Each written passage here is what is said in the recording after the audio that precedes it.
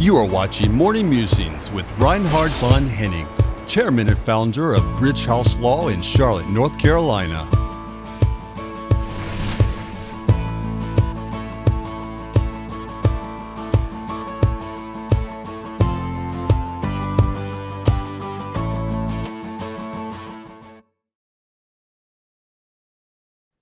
What is the future of beer?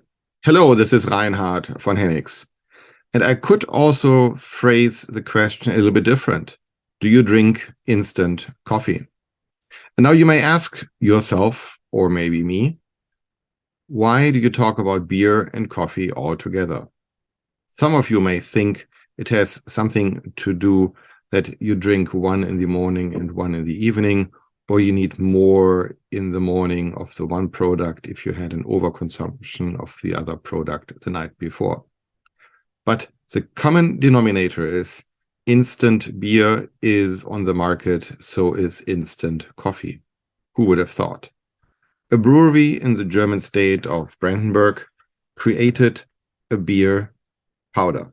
This beer powder is sold, and there is definitely an environmental factor to that, because this beer powder can be transported over long distances.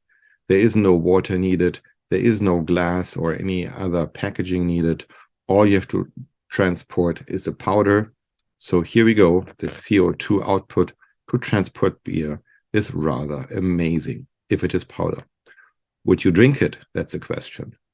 If you mix the creamy, yellowish, beige colored powder and add water to it, almost like it's a good baking recipe, just add water, it amazingly is supposed to taste like beer.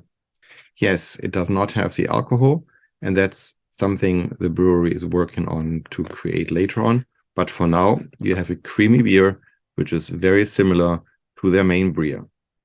This brewery is a cloister brewery in Neuzelle, and the current Neuzelle Kloster beer tastes like a Pilsner. Next is a darker beer.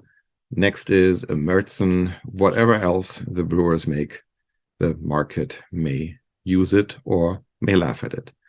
So if you're dehydrating, if you're taking water out of a product, I am now musing about what thoughts and, more important, what legal structures do you need to consider when you're shipping goods which are dehydrated all around the world.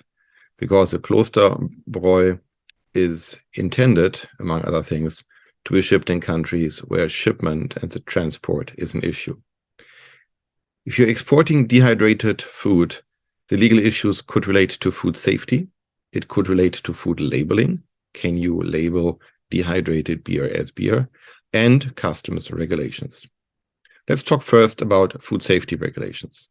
When you are exporting dehydrated food products, it is essential to comply with the food safety regulations in both the exporting as well as the importing countries. These includes that the food products are free from harmful contaminants, such as pesticides, heavy metals, microorganisms. It's also important to ensure that the food products are properly preserved and packaged to maintain the quality during the transportation.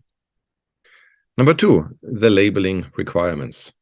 Proper labeling of dried, dehydrated food is critical for the compliance with food regulations. Each label must contain information about the product's name, the ingredients, and in the modern world, more and more important are the allergens, the nutritional information, and last but not least, the storage instructions. In addition, the label must comply with the labeling requirements both in the exporting countries as well as the importing countries. Those who see food sold in American grocery stores see that the labels on the food are so different from the European labels. So keep that in mind when you're exporting good. This is actually neutral to dehydrated food and to regular food. Number three, what are the customs regulations? Customs regulations vary by country, and it is possible that one set of customs rule apply to the regular food and a different set of customs rule applies to the dehydrated food. So just assuming it is the same thing will not give you a chance to export it or to import it to a certain country under the same customs schedule. There follows the question of permits. What customs permits are needed? And it may be different whether it's hydrated or dehydrated food, and therefore different customs duties apply as well.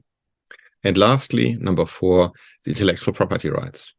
Dehydrated food may raise legal issues such as trademarks, copyrights, or patents.